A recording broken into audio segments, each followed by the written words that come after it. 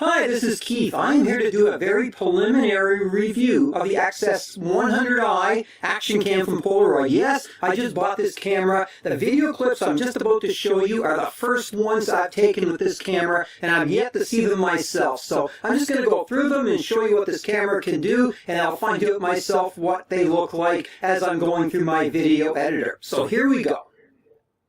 The very first clip I want to show you is when my camera is attached to my bike frame. And as you can tell, it makes a very stable picture. This is the camera's microphone too. Blue sky, green grass, green trees. It looks pretty good. There's not much shaking going on. It's a good, solid video, and I like that. So as I turn right here, I do plan on making a longer review in the near future. This is the very first video I shot with this camera. I wanted to get it on YouTube so you could see it and I could see it and see how it all turns out. And that's Lake Ontario, by the way, on a nice blue sky day. Okay, underwater test.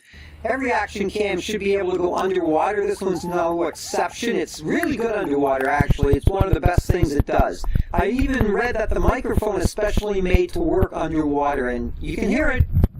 Now this water is a bit murky, and by the way, this is 720p, 60 frames a second, which is supposed to be for slow motion, so it's probably the wrong setting to have underwater, but it's not too bad. You can see the bottom of Lake Ontario in shallow water, and as we break the surface, you can hear it all. It's not bad, it works pretty good, and it's a good camera for underwater. I have to give it that much.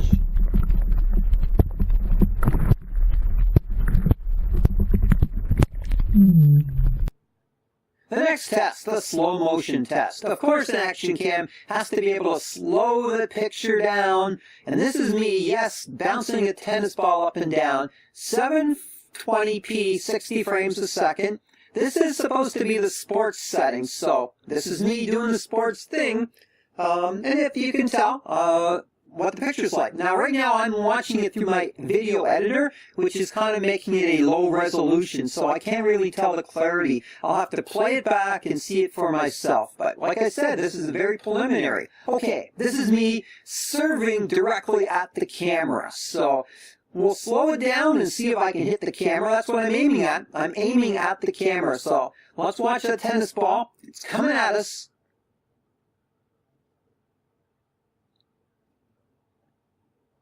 Not bad. So I had to turn off the microphone, of course. Well, I had to turn off the editor microphone so you can't play back sound at slow motion.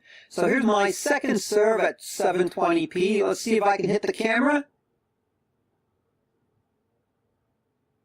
Yeah, just over top. Okay, now let's switch. We're still going to do slow motion, but we're going to do it at 1080p, but at 1080p, the only setting you have is 30 frames per second. So here I am, bouncing the tennis ball just to see what it's like. This is 10 times slower, by the way, and that's what I've done all the slow motion review at. 10 times the normal speed. Oh, sorry, 10 times slower than the normal speed. So that's not bad. It looks pretty clear from my editor as I'm watching this. And you try to read the name of the tennis ball as it bounces. I don't think you can, but you never know. I think it's a Wilson. Could be wrong. Okay, now we ramp it up, and here's me serving at 1080p. This is coming right at the camera. Let's see how I do. Oh, look at that insect fly by. Wow, that could be pretty cool. Here I go. Oh, I'm almost hitting the camera. Oh, just underneath. I even rocked the camera a bit. Not bad. Okay, my second serve going up now. Let's see if I can hit the camera again. See if you can read the name of the tennis ball as it comes at the camera. If you can, you know it's pretty good slow motion. Here it comes. It's pretty close. Oof. Not bad. And you can see insects flying around too. Okay. The handlebar mounts. So this is the bicycle going through rough grass with the handlebar mount. This is different than the first video where I had the frame attached to the camera. Now it's the handlebars where the camera is mounted, and it's going to be a little jiggly because now my steering takes effect. And this is the camera's microphone again, by the way. So it's kind of rough here, but it looks pretty stable from what I can see. Now we're going to hit some pavement, and now it's going to be very stable. So I'm going to switch it up here.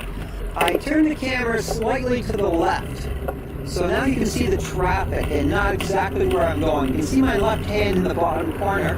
720p, 60 frames a second, and you can see the car passing by.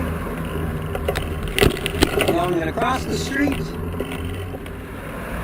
and I'm going to go up the other side. I turn the camera so it's pointing slightly to the right-hand side, and listen to the traffic.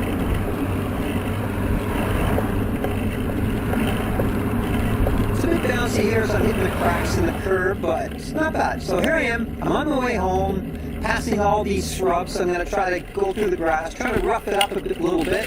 Boom, right through the bushes. I'm making some turns on my way home. So I'm going to do a longer review, more detailed in the near future. This is the very preliminary video that I shot with this camera. Just wanted to show you and myself what it looked like. It doesn't look too bad, I can tell you that much. I'm impressed. It's not a bad camera, the Polaroid, as opposed to a GoPro, which everyone else uses. But here I go through the trees. Okay, that's all I'm going to show you for now. I'll be back later with more video and more stuff, including what I'm talking about the Wi-Fi setting. Okay, that's my video review for now. Bye for now.